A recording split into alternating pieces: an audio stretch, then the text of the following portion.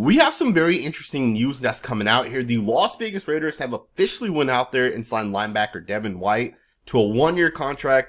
Absolutely love this move, and I'm excited to talk about what this means for the Raiders. As you guys know, the Raiders wanted to bring in a linebacker. They went out there and they offered Christian Ellis almost $7 million a year. It's a linebacker who hadn't really proven himself, but it was a guy that could have been a good scheme fit. It was a guy that could have had a ton of upside and potential. And obviously, it was a guy that the Patriots wanted back as well, and the Patriots had given him that tender, right? It was called the right to refusal tender, which essentially meant the Patriots could match any offer out there. And they matched the Raiders' offer, and they ended up bringing Ellis back to the New England Patriots. And now the Raiders had to kind of shift focus, and they had to go out there and fill that linebacker position. The Raiders obviously did not feel comfortable with the room that they had right now. Pete Carroll obviously has a specific scheme and system that favors guys that are aggressive. Maybe they're bigger, maybe not as quick at best. And Pete Carroll has been bringing multiple of these guys in, up to this point. Landon Roberts from Pittsburgh, violent hands. Jeremy Chin, strong, physical, will absolutely crush you. And Isaiah Polamau, who was with us last year, kind of fits that same mold. He was the guy we signed super early on in the process. And now you can bring in Devin White as well. Even though White is like in year 6 or 7 at this point, he's not a young player. He's not a rookie. He's not a second-year player. Devin White will still hit you as well. This guy's physical as hell. To me, what Devin White has shown us over the past couple of seasons, it hasn't been that bad. This most recent season, he didn't play a whole lot for the Houston Texans, but the 5 seasons, I should say, before that, the guy had multiple seasons where he had almost basically 100 tackles, right? And he averaged 100 tackles over these 5 seasons with the Tampa Bay Buccaneers. He had 3 seasons in which he had 140, 128, 124 combined tackles. And then the guy has 23 career sacks as well, so he's a really, really good blitzer. He has 9 fumble recoveries as well, 6 forced fumbles. To me, what Devin White's going to bring to the Las Vegas Raiders is a physical football player that fits that Pete Carroll scheme and system. Plus, don't overlook the fact that Pete Carroll's scheme and system is going to be different than what we ran last year. Although the defensive coordinator is still Patrick Graham, I see us pulling a lot of that Pete Carroll cover 3 defense, right? The Legion of Boom. I see us pulling a lot of that style of defense and bringing it here to the Raiders. And I think Pete Carroll's also learned, right? Like, Pete Carroll had a lot of success in the early 2010s, and in the later 2010s, they kind of went in with more so like rookies and young players, and it never really worked out for Seattle. They never were able to get that defense, that's like a top 5 defense. And I think with what the Raiders are doing right now, it's very clear they want to bring in veterans. They want to bring in guys that are proven players, even if they're guys that are now like, year 6 or 7, maybe they're not in their prime as much as what they once were. I love this pickup, man. I think for the Raiders, once again, it's a low risk, high upside. It's a 1-year contract, as Jordan Schultz is saying. I think there's potential with this one. I personally do like it, but I do want to know what you guys think. Let me know in the comments below what you guys think about Devin White. We do also have a ton of other information that has been kind of coming out that I want to get into, specifically with the Las Vegas Raiders general manager, John Spytek. If you guys have not heard, Spytek did this presser in which he talked about Geno Smith. He talked about the draft. He talked about so many different things. And it wasn't a presser. It was actually a interview that he kind of did. But I want you guys to listen into what he had to say about Geno Smith and why the Raiders made this trade happen. And then we'll talk about this on the other side. Like, at the opening press conference, I feel like Coach and I kind of hammered home we were going to leave no stone, no rock unturned at really any position, but critically the quarterback position. And so, we were trying to be involved in any possible player movement that there was out there at the quarterback position. And, obviously there's a familiarity with Coach and with Geno from Seattle, and really Geno played his best football for Coach there. And, when you've watched Geno through the years, he can throw the football with the best of any of them, honestly. I mean, you watch some of the throws he makes over and over again, downfield, short, intermediate. The touch is there, the arm strength is there. And, when you have Coach Carroll in your camp and he can swear by the player, the competitor, the worker, the leader, that's a front row seat, or that's information that, if I was still with the Bucs, for instance, we wouldn't have. And, so as we got into it and we evaluated the options in free agency, the other players that maybe were available via trade, ultimately we arrived at a spot where we thought adding Geno made a lot of sense for us. It upgraded the position, in our opinion. The compensation from a draft capital standpoint wasn't so costly. I mean, I love my picks more than anybody, and I got to remind Coach Carroll how much I love picks. But listen, we used the late third round pick to hopefully have our starting quarterback here for years to come, and it was just too good of an opportunity to pass up. So super excited that Geno's here, and can't wait to see what he can give to our offense. So there you guys have it. Right, multiple things John Spytek is saying regarding Geno Smith. First and foremost, no stone is going to be essentially left unturned. Right, John Spytek, Pete Carroll made it clear that they're going to look at every single quarterback option. And let's be honest, the Raiders last year, their quarterback room was way down here, was not good. And Patrick Mahomes is way up here. And although we're not way up here, we're a little bit better. Right, we're a little bit closer to Patrick Mahomes. We're a little bit closer to having a top 5 quarterback. And I'm not saying Geno Smith is that, but we are better at that quarterback position, and I agree 100%.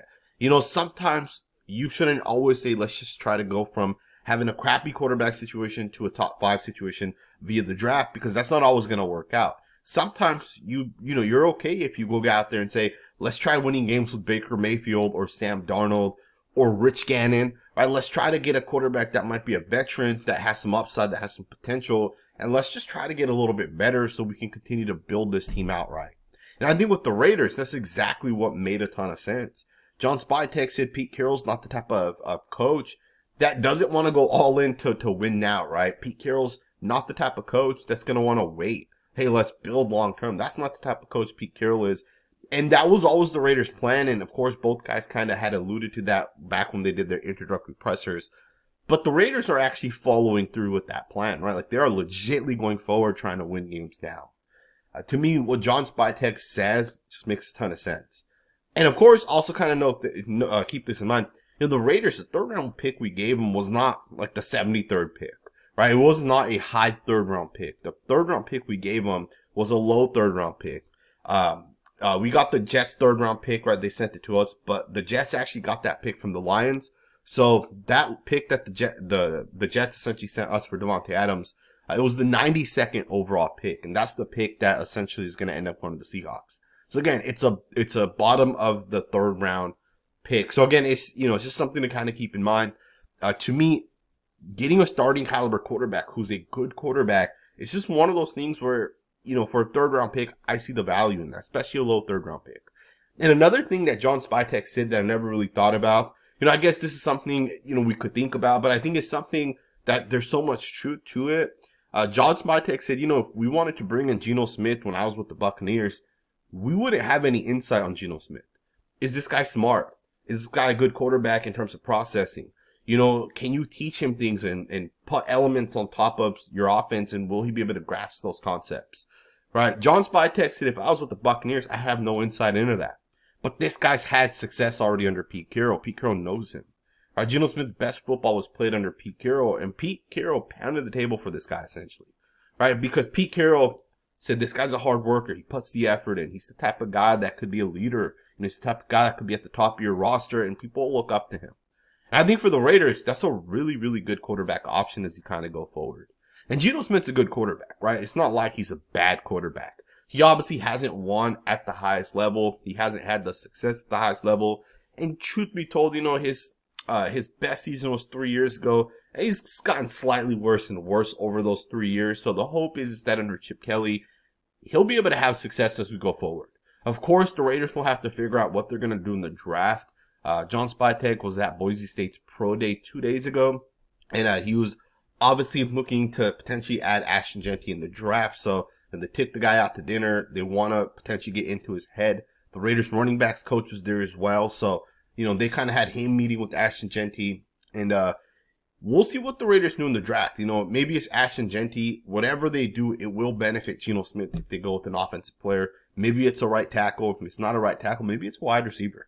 Maybe it's Tetra McMillan. Maybe it's Kyle Williams. I think the Raiders will figure out how to get better on the offensive side. John Spytek also talked about the defense a little bit. And I don't want to get too much into it, but he talked about the defensive line and how the Raiders feel that by building a good defensive line, it's going to allow them to have success against the quarterbacks in this division. And I agree with it. Bringing back Adam Butler, bringing back Malcolm Koonce is going to benefit the defensive line. If you can consistently get after the quarterback, it's going to make it very, very hard for that opposing quarterback. And I think the Raiders are building everything the right way, right? At least they're on the right track. They might not have added, big name guys in free agency. I'm okay with that, but you got to draft right. You got to draft well. Gotta get difference makers on the O-line, the D-line. You gotta add some more playmakers. And that's what the draft is essentially for, right? You get your opportunity at like 6, 7 of these guys that are going to be difference makers potentially.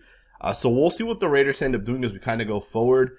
I also want to share with you guys a video in which Maxx Crosby talks about the Raiders starting center Jackson Powers-Johnson.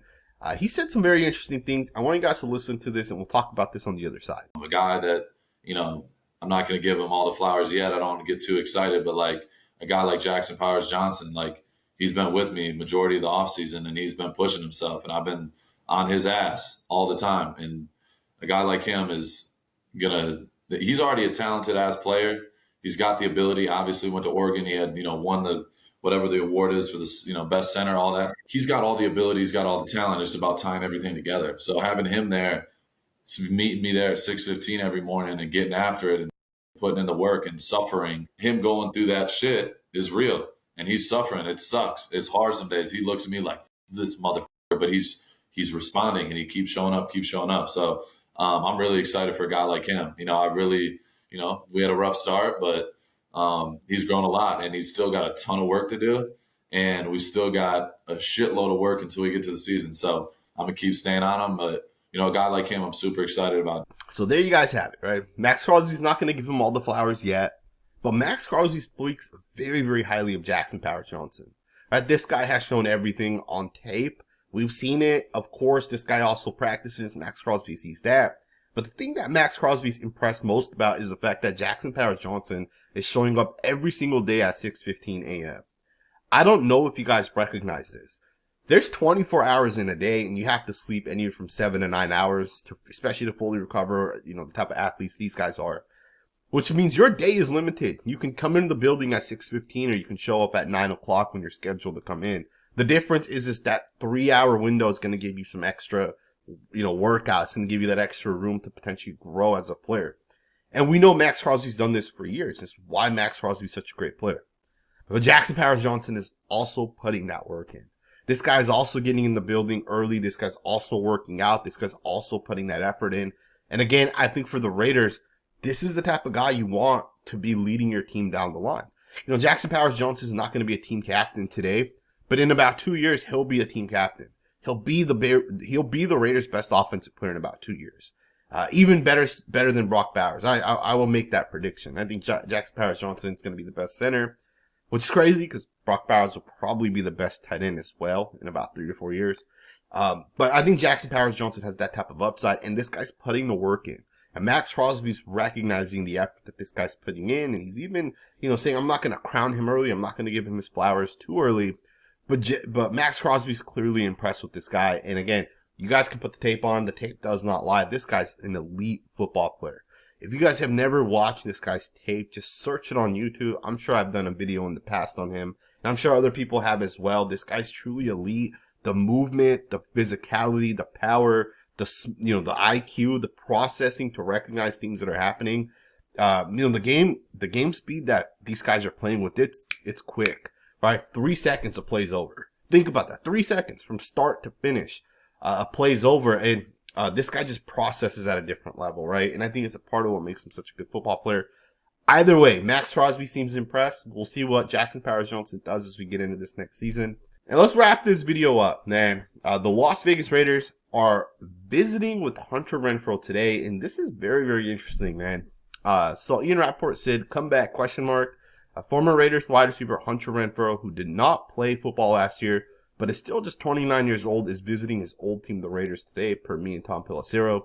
The SC native also visited the Panthers Wednesday and could do more. He plans to play in 2025.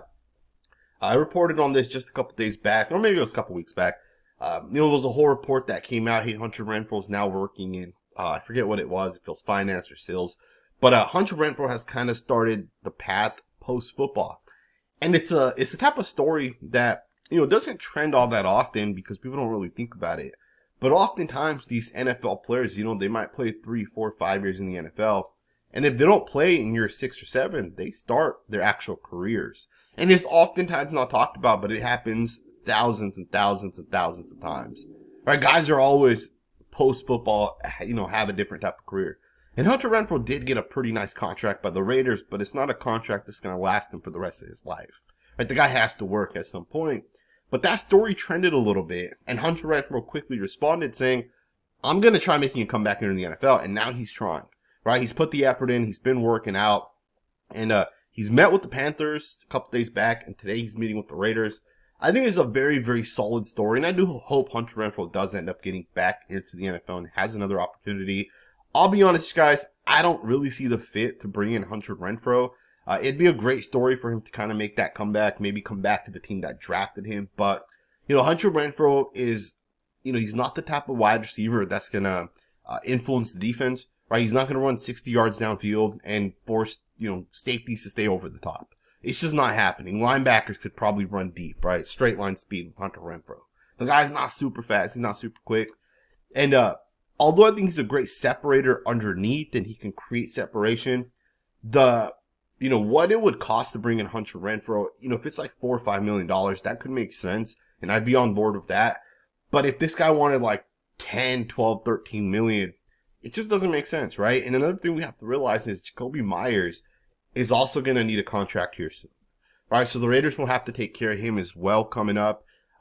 You can't go out there with 7 wide receivers either. Like, you're limited to really keeping 3 or 4 wide receivers out there at most. And, you also have to kind of keep in mind the rules, if you get a true X wide receiver, you pair that up with Brock Bowers, that's 2 guys gone right there. You have 3 positions left. You get a running back, that's another one. There's 2 guys left. Jakobi Meyers can be one of them. Would Hunter Renfrow be that 3rd guy at that point? Well, what about Trey Tucker, right? We've seen Trey Tucker's speed, and we know how quick this guy is.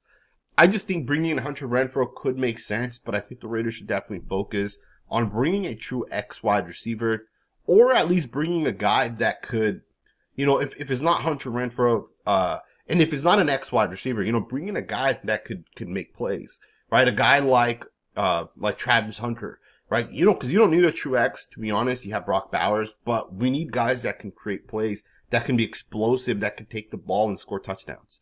And of course, you can get Ashton Genty to kind of do that, but, what if the alternative is you add a guy like Travis Hunter with pick 6, and then you add a guy like RJ Harvey or Caleb Williams or Marion Hampton, whoever you think is good enough to be drafted in the 2nd round.